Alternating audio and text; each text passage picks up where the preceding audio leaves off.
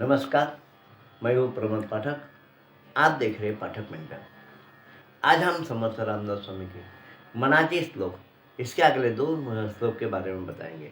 जय जय रघुवीर समर्थ, गजेंद्रो महासंकटी वास पाहे, तया कारणे श्रीहरी धावदाहे, उडी घातली दहाला जीवदानी, नुपेक्षी कदा देव भक्ताभिमानी, अजामेर पापी तया अंत आला, कृपाळूपणे जने मुक्त केला, अनाथाशी आधारा चक्रपाणी, नुपेक्षी कदा देव भक्ताभिमानी।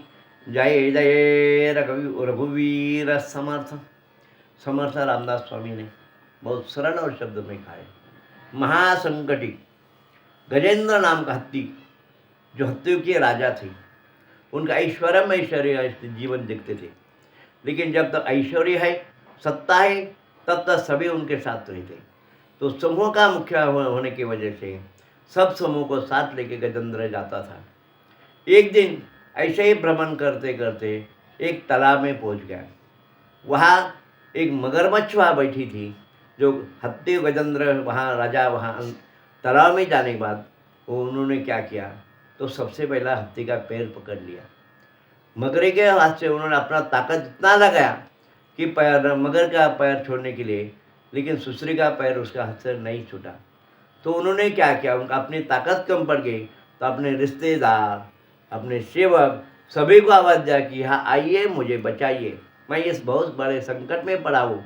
लेकिन गजेंद्र का हत्ती की ताकत अगर मगर का सुसरी का ताकत ज़्यादा है, तो बाकी जो उनके जो सहयोगी थे, सेवक थे, वो सभी भाग गए। कोई पास उनके पास नहीं रहा। अभी उन्होंने मन में सोचा कि मैं जिंदगी भर उनके लिए मैं अपना कार्य सब संभल गया, सब उनके लिए ऐश्वर्य जमा किया, लेकिन मेरा जब दुख घड़ी आ गए तो मेरे पास कोई यहाँ बचाने के लिए नहीं आया। तो उन्होंने क्या किया, सबका सहारा छूटने के बाद मन में आया कि भगवान विष्णु के अलावा हम यहाँ कोई बचाता नहीं। तो जो तालाब में एक कमल का पुष्प था उठाया और भगवान नारायण का स्मरण करके उनके तरफ पुष्प अर्चन किया।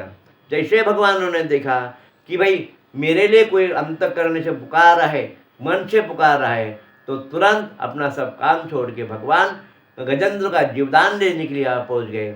ऐसे हमारे भगवान श्रीहरि राम जी भक्तों की कामना पूर्ण के लिए गए। अजामेर नाम का राजा था, वो भी अहंकार वजह से नामस्मरण नहीं करता था, सामाजिक कार्य में ही किया, लेकिन उनके कर्म हो गए से वो अजगर बन गया, और अजगर बनने के बाद भी मुक्ति के लिए यहाँ वहाँ बनने लगा।